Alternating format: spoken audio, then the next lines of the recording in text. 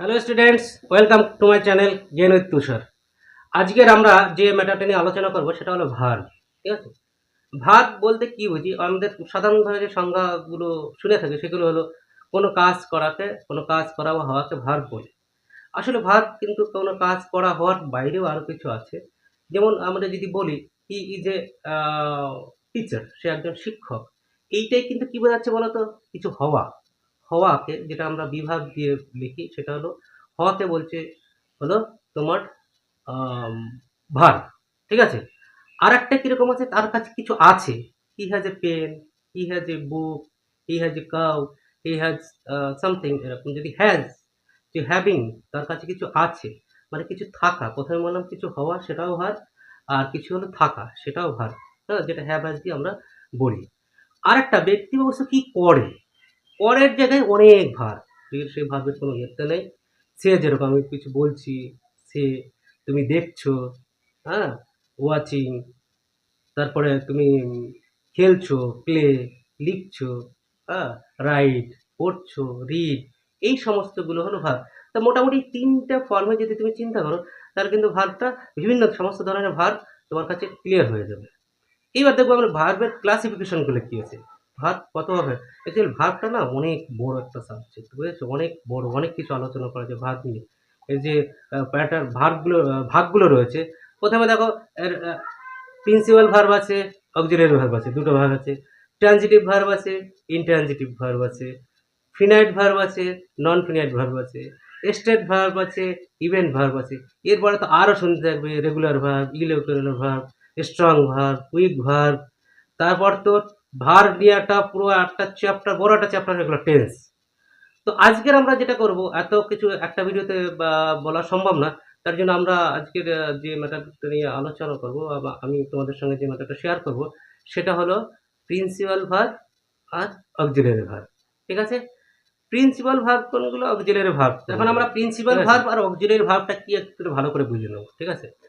Principal verb কি দেখো, principal verb যখন সাবজেক্ট আছে, ঠিক আছে, তারপর যে ভার্বটার দ্বারা ওই সেন্টেন্সের পূর্ণ অর্থটা তুমি বুঝতে পারবে, তখন তুমি সেগুলোকে প্রিন্সিপাল ভার্ব বলবে।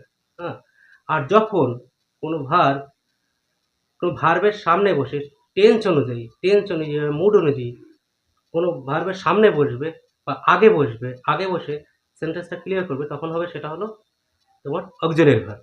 দেখো, এক ইজ কখনো প্রিন্সিপাল ভার্ব, কখনো আবার auxiliary verb. He is a good boy, এখানে এই দেখো ইজ ছাড়া আর কোনো ভার্ব কিন্তু নেই এখানে। তো আর কোনো ভার্ব নেই বলে ইজ হলো কিন্তু প্রিন্সিপাল ভার্ব।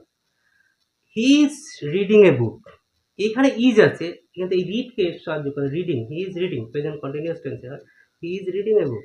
এখানে ইজটা কিন্তু অক্সিলিয়ারি ভার্ব। ঠিক আছে? তাহলে দেখা যাচ্ছে কিছু কিছু ভার্ব, ঠিক আছে, কোনো কোনো ভার্ব, বিশেষ করে বি ভার্ব বা হ্যাভ ভার্ব বা হ্যাভ ভার্ব যেটা আছে, হ্যাভ হ্যাজ হ্যাড যেটা আছে, এই ভার্বগুলো নিজেরা একা একা যখন বসছে সাবজেক্টের পরে, তখন কিন্তু সেগুলো হয়ে যাচ্ছে প্রিন্সিপাল ভার্ব।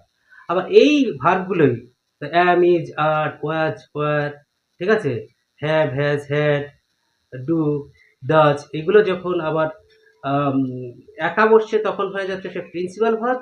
আবার টেন্স অনুযায়ী যদি কোনো সামনে আগে বসে, ভার্বের আগে বসলো, তখন হয়ে গেল সেটা কিন্তু অক্সিলিয়ারি ভার্ব। ঠিক আছে? তো উদাহরণ তো দিলাম, দেখলে he is a good boy, এখানে ইজটা হলো অক্সিলিয়ারি ভার্ব। আর he is reading a book, সে একটি বই পড়ছে, সেখানে ইজটা হয়ে গেল কিন্তু অক্সিলিয়ারি ভার্ব। ঠিক আছে? তো প্রিন্সিপাল অক্সিলিয়ারি ভার্ব কতগুলো আছে দেখো। অক্সিলিয়ারি ভার্বের মধ্যে অনেকগুলো তোমাদের বোঝার অনেক সময় কনফিউশন চলে আসবে, কনফিউশন আসতে পারে, সেটা দূর করার জন্য আর কতগুলো টোটাল অক্সিলিয়ারি ভার্ব আছে, আর সেইটা কখন কিভাবে ব্যবহার হয় সেটা তুমি একটু দেখে নাও। দেখো, অক্সিলিয়ারি ভার্বের মধ্যে যে বি ভার্ব আছে, বি ভার্বের কোনগুলো? আমি যেটা বললাম, অ্যাম, ইজ, আর, ওয়াজ, ওয়ার, এই বি ভার্বগুলো, এগুলো কিন্তু অক্সিলিয়ারি ভার্ব। ঠিক আছে? আবার এটা কখনো কখনো প্রিন্সিপাল ভার্ব হিসেবে ব্যবহার হতে পারে। আবার হ্যাভ, হ্যাজ, হ্যাড, এটা কিন্তু অক্সিলিয়ারি ভার্ব। প্রাথমিকভাবে এটা অক্সিলিয়ারি ভার্ব, কিন্তু যখন এরা একা একা বসবে তখন সেটা হয়ে যাবে কিন্তু প্রিন্সিপাল ভার্ব। ঠিক আছে? এরকম ডু ভার্ব, যেরকম do, does, he is doing work, এখানে ডুটা হয়ে গেল, মেইন ভার্ব হয়ে গেল। Do you do you love to sing, এইখানে কিন্তু ডুটা আবার কি হয়ে গেল, অক্সিলিয়ারি ভার্ব হয়ে গেল, কোশ্চেন বোঝানোর জন্য দুটাকে আমরা নিয়ে আসলাম। ঠিক আছে? এছাড়া আর কিছু ভার্ব আছে, এই যে ভার্বগুলো ছাড়া, এই যে অক্সিলিয়ারি ভার্ব ছাড়া আরও কিছু অক্সিলিয়ারি ভার্ব আছে যেগুলো কিন্তু কোনো সময়ে প্রিন্সিপাল ভার্ব হিসেবে বসতে পারে না। তা কোনগুলো প্রিন্সিপাল ভার্ব হিসেবে বসতে পারে auxiliary verb? Am, is, are, was, were, have, has, had, হ্যাঁ, ডু, ডিড, এগুলো বসতে পারে। আর কিছু ভার্ব অক্সিলিয়ারি ভার্ব আছে, যেমন shall, will, can, could, would, should, ঠিক আছে, মে, মাইট, মাস্ট, এগুলো কিন্তু কখনো প্রিন্সিপাল ভার্ব হিসেবে বসতে পারে না। এরা ভার্বকে কোয়ালিফাই করার জন্য ভার্বের আগে বসে। এই ধরনের ভার্বগুলোকে বলা হয় অক্সিলিয়ারির মধ্যে, এটা আবার মডাল অক্সিলিয়ারি। তাহলে ব্যাপারটা ক্লিয়ার হলো। একটা হলো প্রিন্সিপাল ভার্ব, যে ভার্বগুলো অক্সিলিয়ারি ভার্বগুলো কখনো কখনো একা একা বসতে পারে ভার্বের সাহায্য ছাড়া, তখন সেটা হয়ে গেল ভার্বের সাহায্য ছাড়া যখন বলছে সেই অক্সিলিয়ারি ভার্বটা কখনো কখনো প্রিন্সিপাল ভার্ব হয়ে যায়। কিন্তু এরপরে যে ভার্বের কথাগুলো বললাম, যেমন can, could, may, might, must, dare, use to, ought to, হ্যাঁ, এই ধরনের ভার্বগুলো, নিড, এটা কিন্তু অন্য ভার্বকে কোয়ালিফাই করার জন্য ভার্বের মধ্যে বসে। এরা কিন্তু হলো অক্সিলিয়ারি ভার্ব। আর এই ভার্বগুলো যেহেতু কখনো প্রিন্সিপাল ভার্ব হিসেবে বসতে পারে না, এদের বলা হয় মডাল অক্সিলিয়ারি। ঠিক আছে? আমার মনে হয় ভিডিওটা এতেই বড় হয়ে যাচ্ছে। আমি মডাল অক্সিলিয়ারি নিয়ে, আর মডাল অক্সিলিয়ারিটা কিন্তু 7-8 আসে, এই জন্য মডাল অক্সিলিয়ারি নিয়ে পার্টিকুলার আরেকটা ভিডিও করা হবে। আর অন্য ভাগগুলো তো রয়েছেই, আরেকটা ভিডিও হবে ট্রান্সিটিভ ভার্ব, ইনট্রান্সিটিভ ভার্ব, ঠিক আছে, finite verb, non finite verb, event verb, state verb, এই নিয়ে একটা ভিডিও হবে। তো তুমি যদি ভার্ব সম্বন্ধে একদম টোটাল তোমার ক্লিয়ার আইডিয়া আনতে চাও, তাহলে কিন্তু সমস্ত ভিডিওটা, এই স্টেজের সমস্ত ভিডিওটা দেখো। আর ভার্ব সম্বন্ধে তোমার যদি ক্লিয়ার আইডিয়া না থাকে, তুমি কিন্তু টেন্স বুঝতে পারবে না।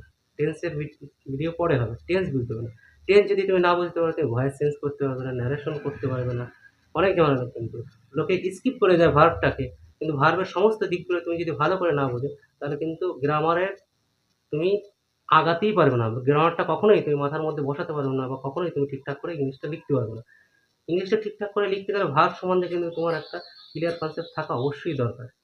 তো আজকের মতো অবধি, পরবর্তী ভিডিওতে তোমাদের সঙ্গে আবার দেখা হচ্ছে মডাল অক্সিলিয়ারি ভার্ব নিয়ে, বা ট্রানজিটিভ, ইনট্রানজিটিভ, ফিনাইট, নন ফিনাইট ভার্ব নিয়ে আরও দুটো ভিডিও হবে। সেই ভিডিও দুটো অবশ্যই তোমরা দেখো, তবেই তোমাদের কাছে ক্লিয়ার হবে।